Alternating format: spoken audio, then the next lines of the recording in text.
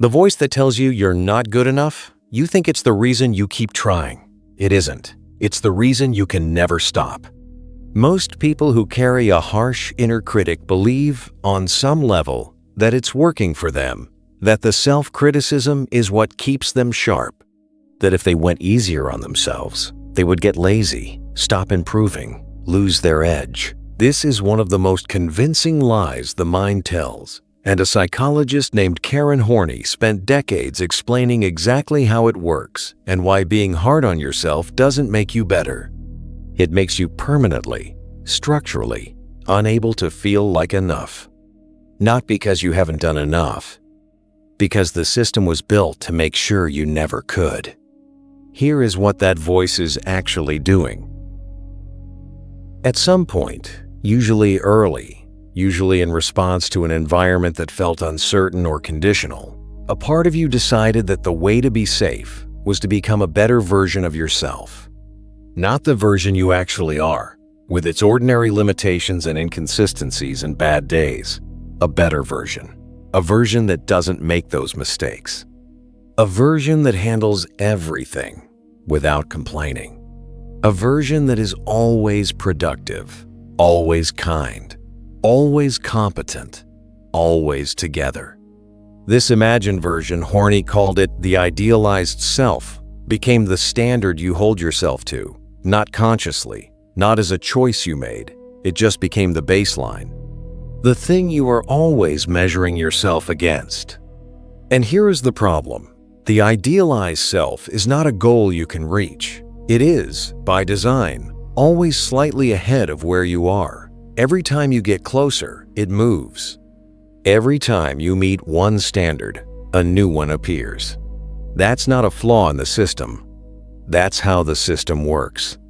The idealized self was never meant to be achieved. It was meant to keep you running. The voice that says yes, but that voice is the idealized self measuring you against what you should be and finding you permanently short. Horney had a name for this. She called it the tyranny of the shoulds. Not just the occasional should, the whole system of them. The relentless internal list of requirements that define what you have to be in order to count. You should be more disciplined. You should be less sensitive. You should handle criticism better. You should need less reassurance. You should have figured this out by now. You should want the things you're supposed to want and not want the things you're not supposed to want. The word should sounds like guidance. It sounds like it's helping you become better, but listen to what it's actually saying. It's not saying, you are on a path, and this is the next step. It's saying, you are not acceptable as you currently are. You need to be different before you deserve to feel okay. That is not motivation. That is a verdict. And the brutal thing about the tyranny of the shoulds is that it doesn't stop when you comply. Even if you manage to be more disciplined, less sensitive, more composed, the idealized self doesn't say, well done, you've made it. It revises. It finds the next gap. Because its function is not to help you grow. Its function is to ensure you never fully arrive. Horney said the tyranny of the shoulds is one of the most exhausting things a person can carry, not because the demands are obviously unreasonable, but because they are designed to feel like reasonable standards.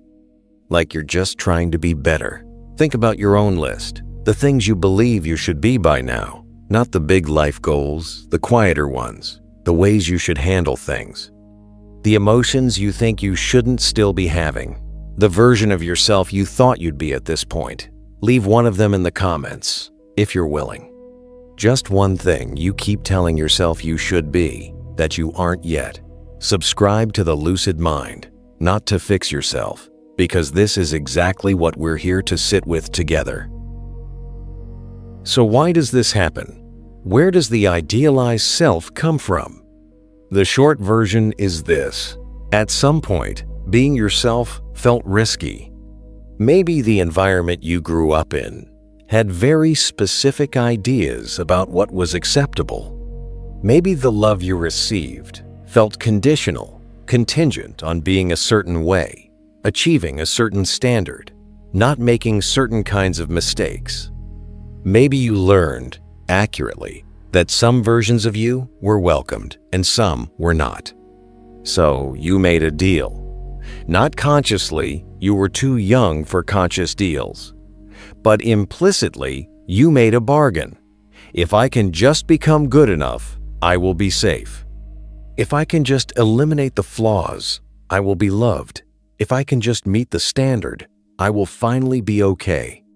The idealized self is the result of that bargain. It is the image of who you need to be in order for everything to be all right. And the tyranny of the shoulds is the enforcement mechanism, the internal voice that makes sure you never stop trying to get there, because stopping would mean giving up the bargain. And giving up the bargain feels terrifying. The problem is that the bargain doesn't work. The standard keeps moving. The feeling of okayness never arrives in the way the bargain promised. And the real self, the actual you, with your actual feelings and your actual needs, gets more and more buried under the effort of trying to be the idealized version. And here is where it gets more painful. When you consistently fail to meet the standard of the idealized self, and you will, because the standard is designed to be unattainable, you don't just feel disappointed.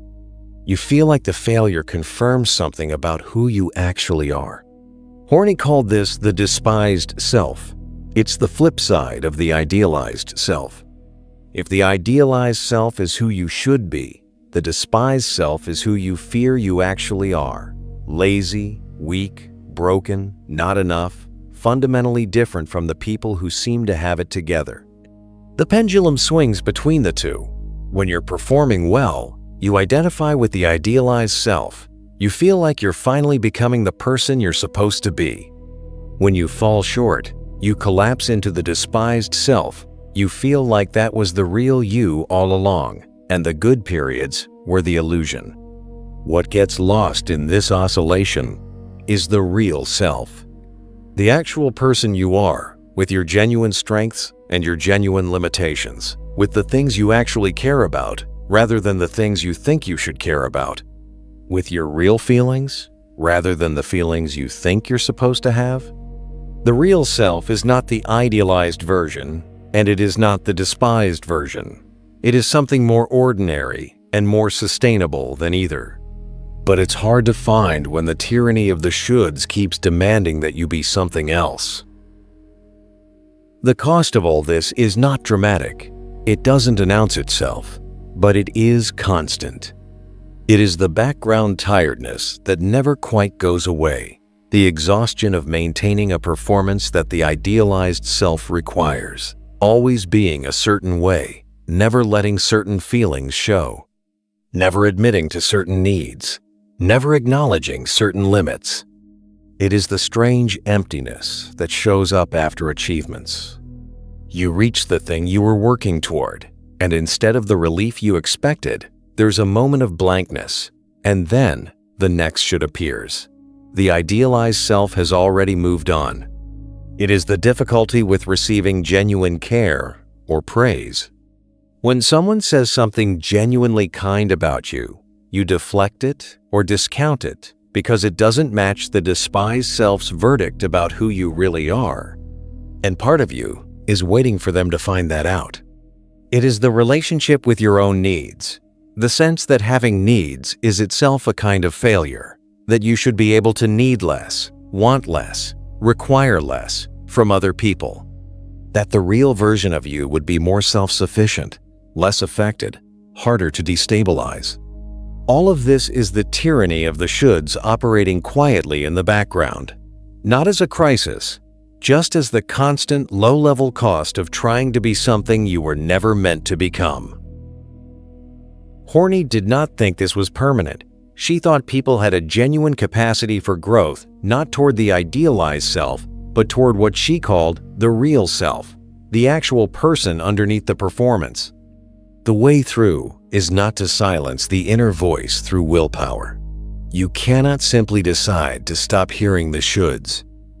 Trying to fight them directly usually makes them louder. The way through begins with something more subtle, noticing the voice without automatically obeying it.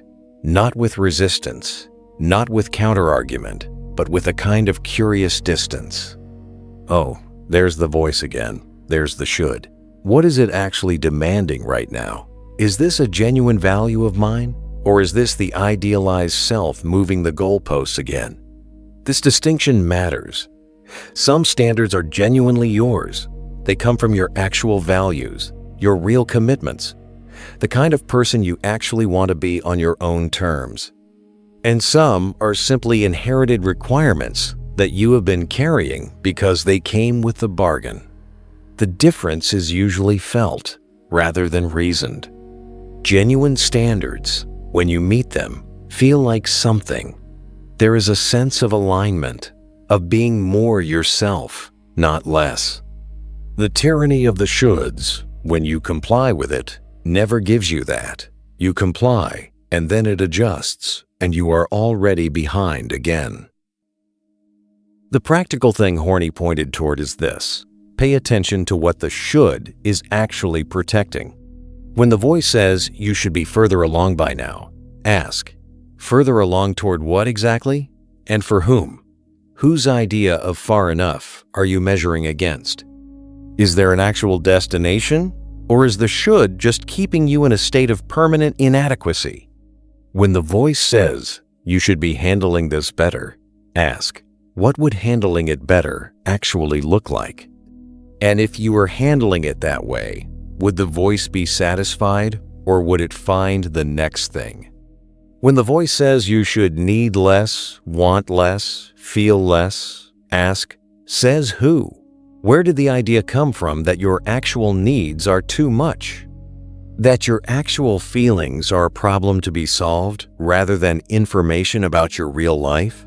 The real self is not something you construct. It is something you stop covering over. It does not require becoming someone different.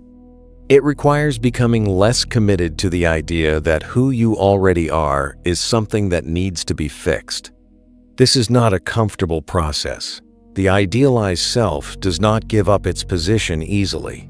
The bargain that created it felt necessary once, and there is a part of you that still believes it. But Horney was clear. The growth that the idealized self promises, the growth that will finally make you acceptable, is not available through the should. It never was. Karen Horney wrote about the tyranny of the shoulds from the inside.